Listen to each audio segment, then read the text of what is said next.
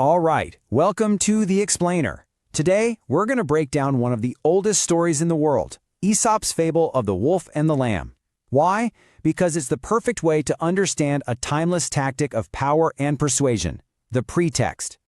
You know, what's so great about this story is that it tells you the wolf's real motive right on line 1. Seriously, this isn't about some legitimate dispute. It's not a misunderstanding. It's all about finding a justification for something he's already decided to do. The verdict's in, right? All the wolf needs now is an excuse that sounds good enough. And just look at the setup here. Before anyone even says a word, the scene itself tells you everything you need to know. It's a metaphor for the power dynamic. The wolf is upstream. He's literally in the superior position, controlling the resource. And the lamb? She's downstream, totally vulnerable and at the mercy of whatever happens up there. Okay, so now we get to see the wolf's game plan in action. You're about to watch him construct this whole facade of reason just to get what he wants. He's putting on a performance, pretending he's the one who's been wronged. And it starts with his very first accusation. So this is his opening shot. It's an accusation that's designed to sound totally reasonable, right? He's shifting the blame onto the victim. And notice that tone. How dare you? He's immediately trying to position himself as the guy who's been wronged here. And the lamb's comeback? It's just perfect. Pure, simple, undeniable logic. She doesn't get emotional or defensive. She just states a fact of nature. Water flows downhill. It's just physics. So there's no way she could be the cause of his problem. So, you'd think that's it, right? Argument over? I mean, logically, the conversation should just end here. The lamb has completely, and very politely, I might add, disproven his claim. In any real debate, that's checkmate.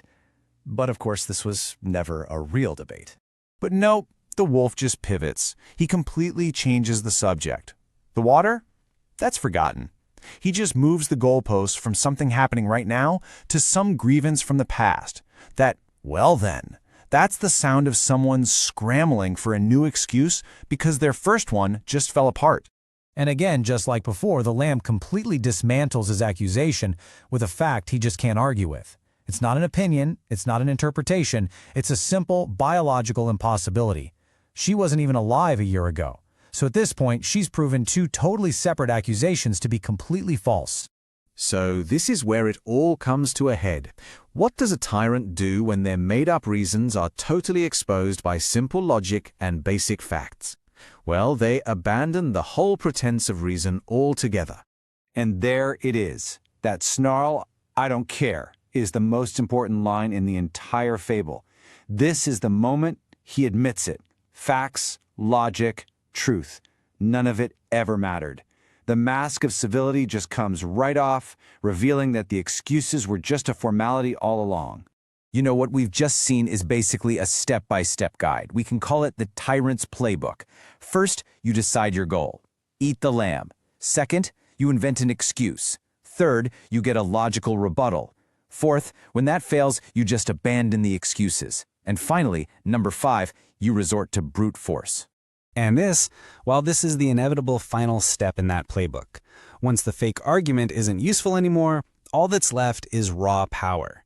The whole pretense of a trial is over, and the sentence he decided on from the very beginning gets carried out. So what's the big takeaway here? What are we really supposed to learn from this story? It's not just about a sad ending. It's a timeless insight into how power really works. It all boils down to this one powerful line that it's echoed for centuries, because it just perfectly sums up the whole thing. Any excuse will serve a tyrant. The specific excuse doesn't matter one bit. What matters is the tyrant's will. If one excuse fails, they'll just find another one. And you know, there's a perfect word for what the wolf was doing this whole time.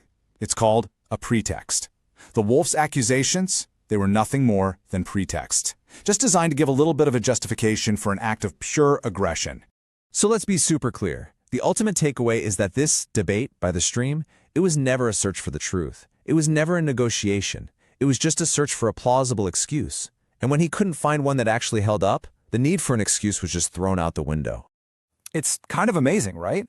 This ancient fable gives us a powerful, crystal-clear blueprint for recognizing this kind of behavior, whether it's in history, politics, or even our own personal lives.